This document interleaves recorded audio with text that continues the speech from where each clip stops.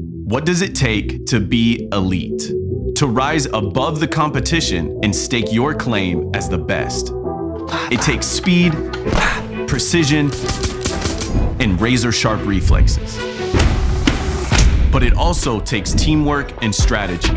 And when all of these things combine, they can lead a competitor to victory.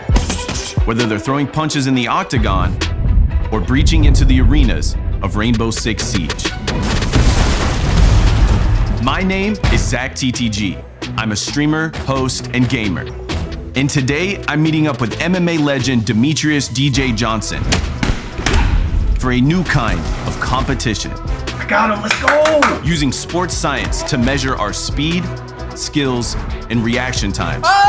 We'll see who comes out on top when we pit athlete versus gamer.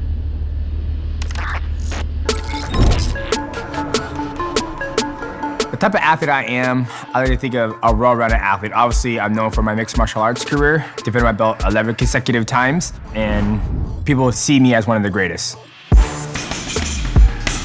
A lot of people might look at mixed martial arts and see it as a one-man show, but that's not the case. When it comes to winning a championship fight, I'm in there, it's one-on-one. But in order for me to get there, I need a team behind me to make sure I succeed.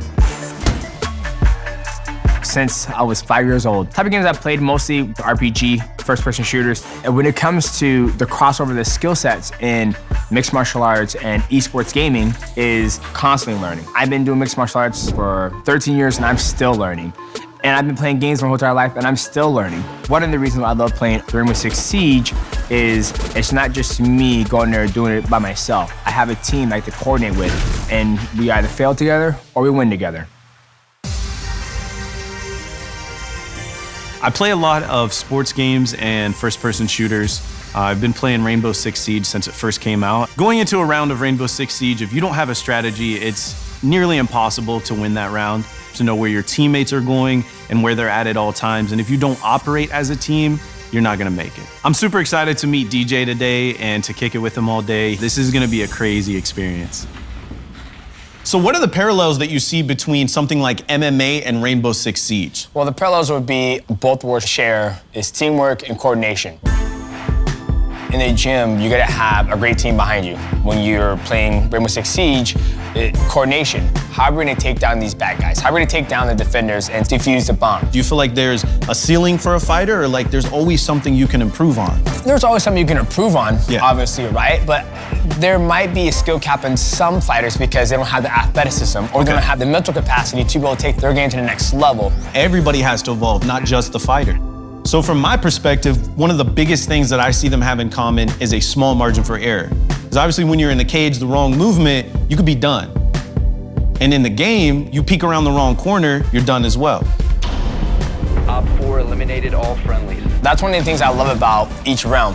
You gotta make sure you make the right movements, have the right coordination with your teammates going in with the correct strategy. Yeah. That way you don't get that one haymaker and get knocked out. Right. You know, same thing in Rainbow Six Siege. That's right, got him. Woo! Got it! Siege keeps on evolving. It keeps on adding new updates. Alibi sucked me right in. Just with her decoy, that was my favorite operator. How about you? I like Thatcher, really. I like being on the front lines. I like being in the mix of things. Like, I usually go with him when I play. So what skill sets do you see that they share the most? The hand-eye coordination, making the right reactions, making the right decisions. I mean, you look at a game like Siege, you gotta make sure your hand-eye coordination is on point. And when it comes to mixed martial arts, it's the same thing. So yeah, I feel like the three biggest things would probably be muscle memory, hand-eye coordination, and reaction time. I'm happy you mentioned those three things because we're gonna test that with Fit Light. You ready to make it happen? Let's do it. Come on, let's go. Zach, I'd like you to meet my man, Nicholas Davenport, sports scientist. So I train the brain, and I use a tool called Fit Light, which is a training tool that trains reaction time, speed, agility, thinking under pressure. What do we have going on here? What are all these lights? So basically, these are called Fit Lights. This is an LED motion sensor light, meaning when it comes on, you put your hand over the top and react to it. The goal is to measure reaction time, decision-making, hand-eye coordination. So what type of athletes have you used with this system right here? So if you got a brain, I could train you, whether it's a pro MMA fighter such as yourself, professional baseball, or even professional basketball players. All right, Nick, what am I doing? How do we start? I'm gonna give you 60 seconds to deactivate as many lights as you can. I'm gonna start off with a 3 count, 3, 2, 1, then I'm gonna say go, and it's gonna begin. In 3, 2, 1, go.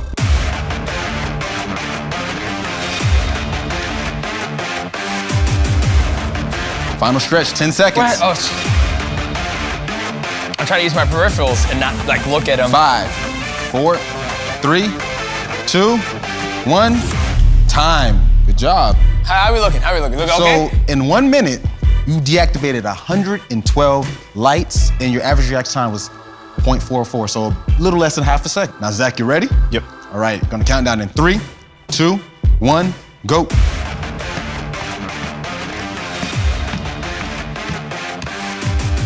All right, home stretch, 10 seconds. 5, 4, 3, 2, 1, time.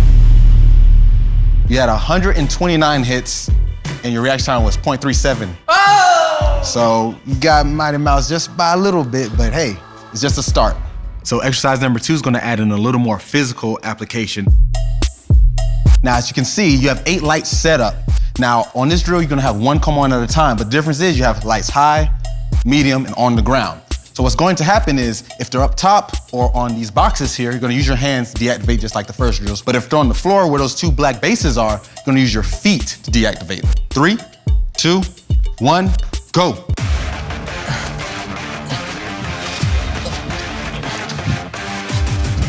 Ten seconds, finish strong.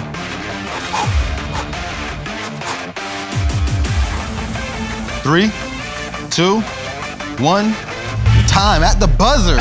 So you had 44 hits in 45 seconds. That's pretty good. That's about a light for every second. With my numbers I just gave you, how does that rank with the best? So that's a perfect correlation, because when you're fighting, you have to be perceiving the takedown, a jab, a hook, a leg kick, anything can be thrown at you. And in this drill, you're looking about 5 to 6 feet either way. And that's about the range of someone's wingspan, give or take. So you being able to see that in split seconds and getting faster gives you more time to take it in, make whatever defensive move, or vice versa. You ready? Ready. So count down in 3, 2, 1, go. It's a close one, it's close. In 5, 4, 3, 2, 1, time. Oh, my man. Buzzer beater. All right, so how'd I do? Well, you got 52 hits. Oh, And okay. your reaction time was 0.772 seconds. So That's pretty good. That's very good. So this training would help Zach because when he's playing the game, he has to tend to the screen hours at a time. So when he's doing these drills, he's focusing on how quickly he can see this information, just like if he's playing Siege.